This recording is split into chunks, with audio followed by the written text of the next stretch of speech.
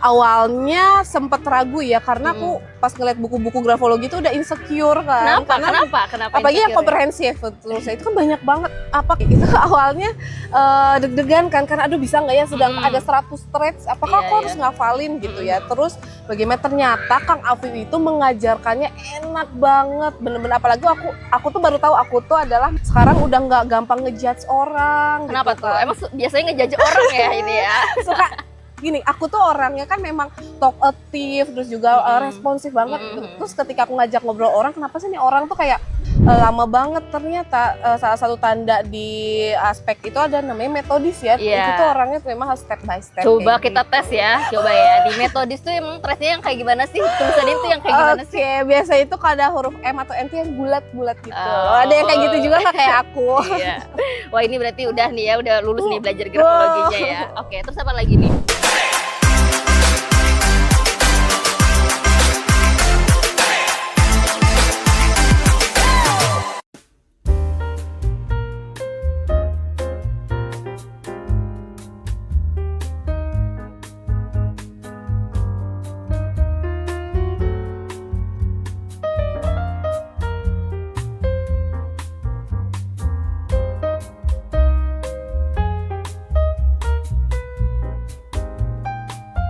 Halo teman-teman semua, kembali lagi di Grafocast bersama saya Dania.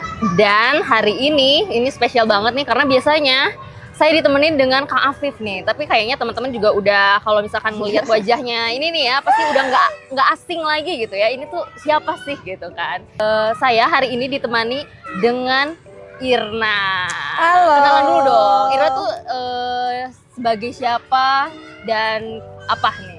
Oke, halo, ini sebutannya sama Sobat Grafo ya. Halo Sobat Grafo, ini aku udah lancar banget ngomong Sobat Grafo. Mungkin Sobat Grafo udah sering banget kan ngelihat aku, tapi mungkin di platform yang berbeda gitu. Biasanya Irna tuh di mana sih, biasanya munculnya tuh di mana nih? Oke, munculnya ya. Munculnya ya. Oke, aku biasanya munculnya tuh teman-teman mungkin bisa lihat di Instagram, karena mungkin aku juga selain bikin konten di sana jadi talent, terus aku juga host live di sana yang rutin selama 1 minggu sekali gitu.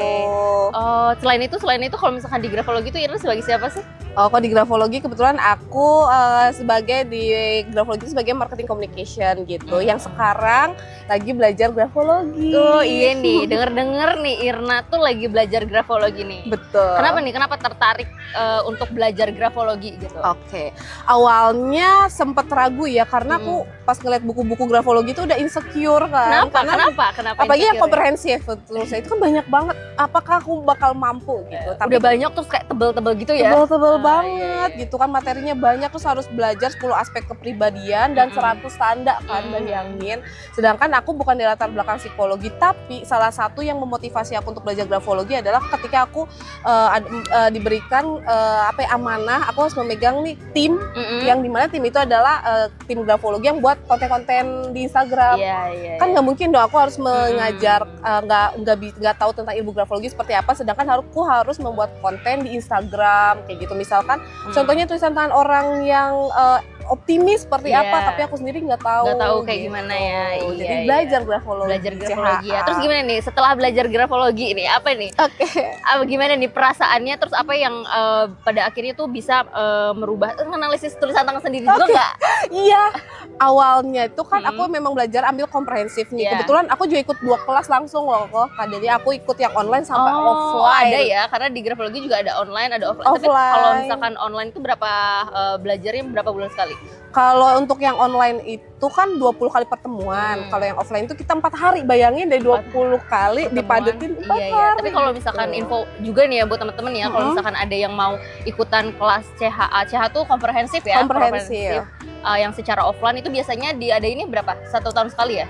Kalau yang offline 1 tahun sekali, kalau online itu bisa 3-4 kali dalam 1 tahun. Iya, jadi kalau misalkan teman-teman yang mau ketemu langsung sama Kang Afifnya gitu ya kan, mau belajar langsung sama Kang Afifnya dan ketemu sama teman-teman yang lain juga gitu ya, nah itu bisa. Mungkin tapi nanti informasinya di-update gitu ya di Instagram gitu. Oke, terus gimana nih ceritanya setelah belajar grafologi? Belajar grafologi itu awalnya deg-degan kan, karena aduh bisa nggak ya, sedang ada 100 traits, apakah aku harus ngafalin gitu ya. Terus bagaimana ternyata Kang Afif itu mengajarkannya enak banget, bener-bener. Apalagi aku tuh baru tahu aku tuh adalah metodis yang step by step Oh gitu. iya iya. Jadi pada akhirnya secara tidak langsung ketika belajar grafologi tuh kayak wah mengenal diri kita sendiri juga gitu ya sambil menganalisis tulisan tangan kayak gitu ya. Terus apa lagi nih? Apa lagi yang ditemuin ketika Ira udah belajar grafologi? Nah, ketika aku belajar grafologi tuh jadi sekarang udah nggak gampang ngejudge orang. Kenapa gitu tuh? kan. Emang biasanya ngejudge orang ya ini ya? Suka gini, aku tuh orangnya kan memang talkative terus juga responsif banget gitu. Terus ketika aku ngajak ngobrol orang, kenapa sih nih orang tuh kayak oh cuma paling iya, apakah aku salah ya gitu. Iya. Ternyata itu adalah salah satunya adalah orang tersebut mungkin bisa mengeluarkan apa ya, bisa menjadi diri dia sendiri ketika sudah nyaman dulu sama lingkungan. Apalagi kan aku orang baru. Iya. Mungkin orang tersebut membatasi diri untuk ngobrol sama aku kan gitu. Nah, tapi lama-kelamaan ketika aku menjalin komunikasi hubungan sama orang tersebut ketika nyaman sama aku baru deh komunikasinya bagus. Nah, jadi jangan langsung ngejudge kayak oh dia tuh kayaknya nggak suka sama kita deh. Iya. Oh, gitu. I see. Oh, jadi mungkin kayak jadi lebih mengerti juga orang-orang di sekitar kita gitu Iya, ya. Jadi betul. ternyata tuh bukan berarti kayak dia tuh kayak gimana, tapi mungkin kitanya yang belum mengenal orang-orang di sekitar kita gitu ya. Oke. Terus apa lagi nih? Ada lagi nggak yang ditemuin gitu? Temuin. Nah, kayak buat diri sendiri ya, tapi kan untuk orang lain kalau diri sendiri. Ternyata aku itu kan orangnya tadi bener metodis, step by step, gak bisa diburu-buru. Pantesan kalau misalkan Gak bisa diburu-buru. Oke. Oh ya, jadi kalau misalkan kayak ayo pokoknya hari ini cepet gitu kan. Aku kenapa ya suka overthinking, apa aku tuh daya tangkapnya kurang atau kenapa gitu, atau lama banget. Ternyata salah satu tanda di aspek itu ada namanya metodis ya. Itu tuh orangnya memang harus step by step. Coba kita tes ya, coba ya. Di metodis tuh emang tesnya yang kayak gimana sih? Tulisannya itu yang kayak gimana sih? Oke, biasa itu kalau ada huruf M atau N tuh yang bulat-bulat gitu. Ada yang kayak gitu juga nggak kayak aku? Iya. Wah, ini berarti udah nih ya, udah lulus nih belajar grafologinya ya. Oke, terus apa lagi nih? Ada nggak maksudnya kayak nemuin potensi diri yang ternyata dari dulu tuh kayak aku tuh ternyata tuh punya potensi ini ya gitu, karena baru belajar grafologi tuh baru ngeh itu gitu. Iya, salah satu potensinya ternyata di grafologi juga kan kita bisa lihat tanda-tanda kreatif ya, gini. Kayak kreatif itu ketika aku tuh suka banget nulis-nulis atau tanda tangan ada ornamennya, terus juga itu tuh aku awalnya mikirnya itu tuh kayaknya aneh deh. Ternyata itu tanda-tanda kreatif. Nah, ketika aku salurkan, ketika aku mulai terjun nih bikin konten di Instagram maupun di TikTok tuh kepake. Ini diarahinya soalnya karena ketika kreativitas aku dialurkan ke desain grafis, aku nggak bisa. Aku tuh nggak bisa gambar orangnya. Tapi ketika aku coba belokin ke konten kreator, bikin konten-konten di sosial media itu bisa.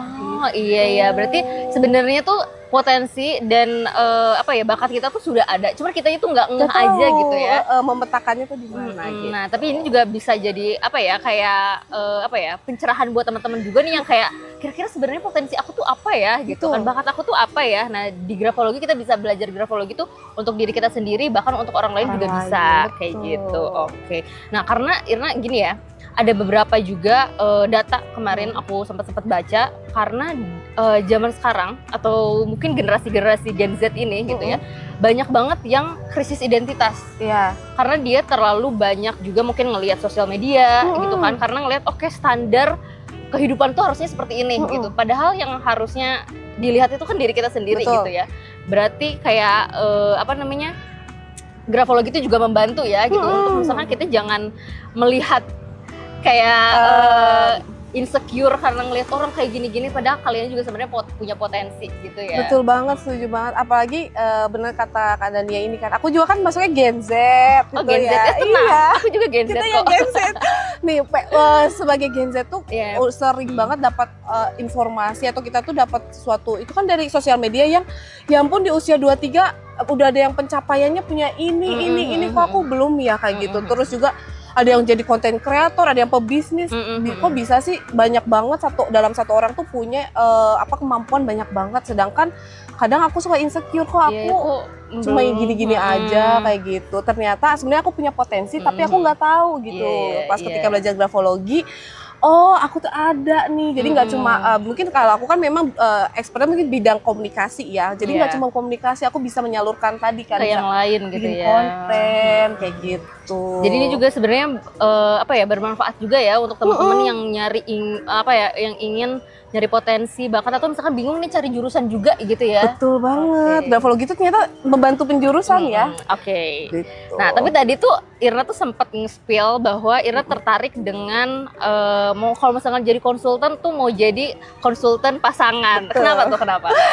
Jadi aku lihat dari pengalaman aja ya, dari teman-teman sekitar aku gitu. Ketika milih pasangan tuh kenapa ya kayak banyak nggak cocoknya, terus Gak juga cocoknya tuh kenapa? Maksudnya dari segi apanya? segi kadang ada yang bilang love language aku tuh beda gitu. Kayak aku tuh butuhnya word of affirmation, tapi dia ngasih aku gift terus. Jadi percuma dia mau ngasih gift yang mahal juga nggak akan gitu. Terus seperti itu. Nah, terus ada juga yang dia udah menjalin hubungan sampai 5 tahun, 8 tahun.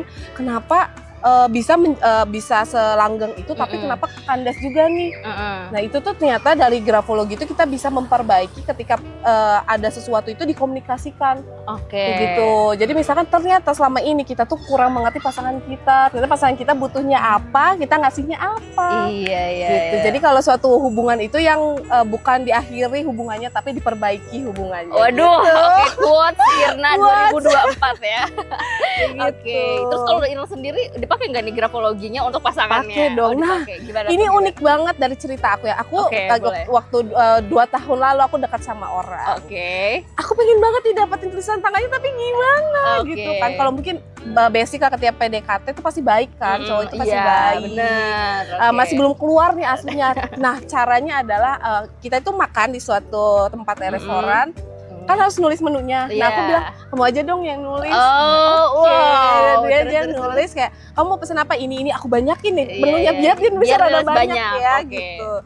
Cuma aku takutnya dia overthinking, ini cewek makannya banyak ya, padahal bukan, karena aku mau tulisannya. Tapi pada akhirnya benar nggak makannya banyak? Lumayan sih. Lumayan. Udah nih akhirnya si orang tersebut nulis banyak. Terus ya udah aku aja yang mesen ke depannya gitu. Pas aku sambil gini nih. Dia orangnya kayak mungkin aku harus tahu nih, mungkin dia butuh ketika nyaman dia harus pelan-pelan dulu. Terus dia gitu ya. Kalau aku kan orangnya talkative banget gitu. Kalau dia nggak terlalu gitu. Jadi mungkin aku jangan terlalu dardiable juga ketika ngajak ngobrol kayak gitu. Terus aku lihat juga dari tulisan tangannya dia suka kegiatan-kegiatan fisik. Ternyata pas aku cari tahu di Instagramnya memang dia suka naik gunung kayak gitu. Gitu kan. Jadi aku bisa harus menyesuaikan ketika dia hobinya naik gunung, aku juga kayaknya harus menyesuaikan ada hobi-hobi dari fisiknya gitu ya, biar bisa saling gitu ya. Atau aku cara biar langgengnya ada, aku cari tahu aja tentang gunung tuh apa ya, naik gunung tuh ya kayak gitu. Sampai riset gitu ya. Gitu. Dia suka naik gunung, berarti aku tahu gunung mana nih yang suka di misalnya tempat bagusnya kayak gitu. Iya, berarti juga kita bisa grafologi itu bisa lebih mengenal pasangan kita juga gitu ya. Terus apalagi yang bisa yang bisa teman-teman tuh terbayang gitu kan. Ketika pasangan ya. Nah, terus dari berdasarkan pengalaman aku aja, ternyata pasangan aku tuh orangnya cenderung introvert. Introvert. Pantesan ketika introvert, terus juga nggak terlalu talkative, nggak terlalu responsif. Jadi ketika misalkan kita mau beli sesuatu, atau misalkan ada orang coba tanya deh ke itu, dia tuh nggak pernah mau, kayak kamu aja deh. Itu kalau nggak dikomunikasikan atau aku nggak tahu karakter, aku pasti marah dong. Kenapa sih aku terus? Aku terus, kamu nggak mau gantian? Tapi itu bisa jadi perdebatan juga sih sebenarnya. Ketika misalkan cuman sekedar kayak introvert atau extrovert, tapi ketika orang extrovert terus kayak kita ke tempat yang ini gitu, terus kayak seorang introvert pasti kayak tidak dulu gitu kan. Kayak gitu kan. Jadi itu sebenarnya juga biar kitanya saling gitu ya, saling mengerti satu sama lain. Jadi semakin nyaman gitu ya bikin kitanya. Gitu. Betul. Apalagi nih. Jadi dari tulisan tangan itu jadi meminimalisirkan aku berantem ya gitu. Jadi apa nih? Emang biasanya berantem itu karena apa? Hal kecil lah, kayak misalkan aku kan emang orangnya suka di tempat rame ya, kayak suka. Sedangkan pasangan aku tuh nggak suka, gitu, kurang nyaman. Itu tuh kayak kenapa? Jadi terkesan kayak kenapa sih kamu kok diajak main tuh nggak mau kayak gitu. Dulu awal-awal aku bisa mungkin berantem. Hal debat itu tuh bisa jadi konflik ya. Kalau sekarang tuh aku bisa berantem bisa dihitung pakai jari loh, jarang banget. Bahkan karena Ya aku udah ampun. mengerti gitu. Nih, jadi saling mengerti, Saling gitu ya, mengerti. gitu betul banget itu. Tapi iya sih kalau dengan grafologi itu tuh sangat membantu banget gitu ya untuk pasangan, terus orang-orang sekitar juga. Nah, tadi juga Ira kan kalau misalkan mau jadi konsultan pun mau konsultan jurusan. Betul. Kenapa nih? Nah ini juga aku selalu mengambil dari pengalaman sehari-hari aku ya. Dan dulu waktu aku kuliah aku menemukan 2 teman aku yang salah jurusan. Oh, kenapa tuh? Yang satu adalah dia udah semester 3 tuh ngerasa aku ternyata nggak cocok di komunikasi. Jangan tuh komunikasi, dia sama lingkungannya aja nggak cocok gitu. Dia orangnya memang nggak suka sama komunikasi. Nah, akhirnya aku tanya, kenapa kamu ambil komunikasi?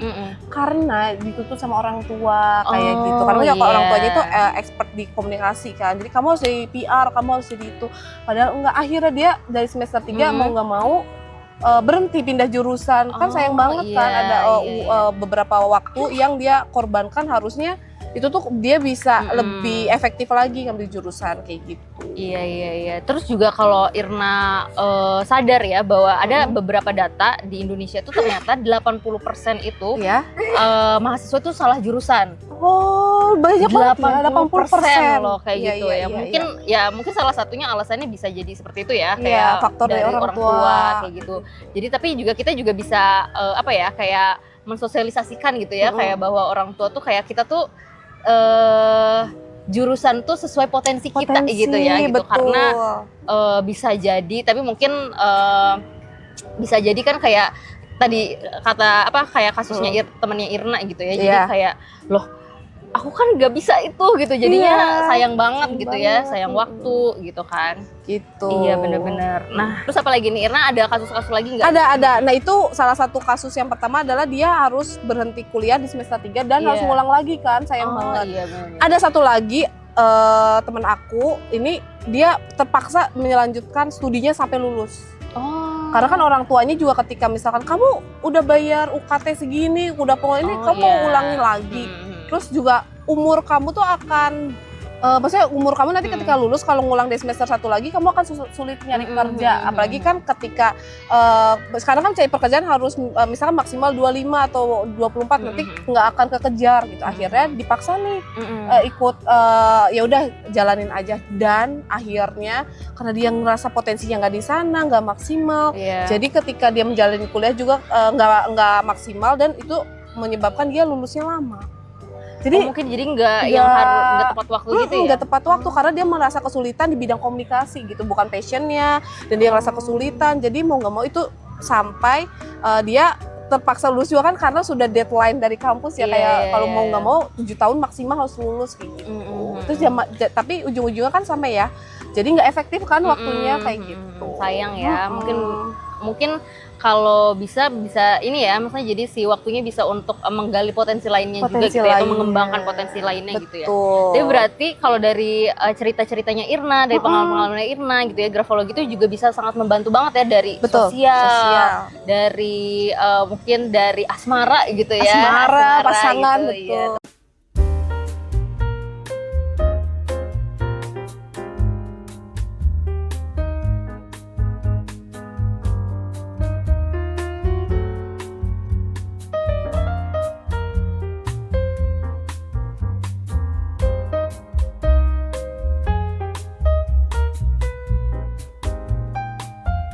Nah, berarti tadi kita kalau misalkan ngedenger dari ceritanya Irna, dari pengalamannya Irna, berarti Irna tuh kayak, berarti grafologi tuh bisa berpengaruh banget ya tentang sosial, terus tadi asmara, terus bahkan juga karir penjurusan gitu ya.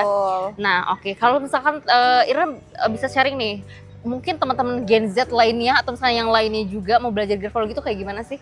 Nah, apalagi di sini khususnya para Gen Z yang biasanya keinginan lebih tinggi ya dibandingkan aduh kemampuannya gimana. Nah, ini cocok banget ikutan grafologi karena dari teman-teman untuk diri sendiri dulu nih. Grafologi itu bisa membantu teman-teman melihat potensi diri, minat bakatnya kemana, supaya nanti teman-teman bisa mengefektivitaskan waktu, nggak buang-buang waktu, biar bisa sukses sesuai dengan passionnya gitu. Terus juga ilmu lainnya untuk grafologi itu adalah teman-teman juga bisa membantu orang lain, orang banyak yang kebingungan potensi diri, terus minat bakat, sampai ke pasangan seperti itu. Jadi untuk para Gen Z jangan ragu lagi untuk ikutan grafologi, apalagi buat Gen Z ini bilang atau sobat grafo, aku bukan dari psikologi, tenang, udah ada buktinya aku dari latar belakang ilmu komunikasi dan bisa mengikuti grafologi dengan baik. Nah, buat sobat grafo yang mau belajar grafologi yang komprehensif, ini bisa langsung aja kunjungi link di grafologiindonesia.com/komprehensif atau /CHA seperti itu. Berarti bisa CHA ya. Atau misalkan mau belajar basic-basicnya juga bisa kan di grafologi? Bisa. Belajar di mana tuh? Nah, kalau untuk misalkan belum mau ambil sertifikasinya atau mau belajar dulu nih supaya sobat grafo bisa mengaplikasikannya di kehidupan sehari-hari, itu bisa belajar namanya kelas aplikatif. Untuk daftarnya sobat grafo bisa kunjungi grafologiindonesia.com/aplikatif. Wow, makasih banget loh Irna ya udah sharing-sharing pengalaman sama hasil belajar grafologinya ya gitu kan. Nah teman-teman semua juga yang mau belajar grafologi Indonesia, nanti kita linknya kita masukin di deskripsi juga. Terus juga kalau teman-teman juga yang mau tahu update lagi nih tentang grafologi, bisa ya lihat dari Instagram grafologi di @grafologi_indo, follow ya. Nah jangan lupa di follow ya teman-teman. Oke, kita ketemu lagi di next video. Bye.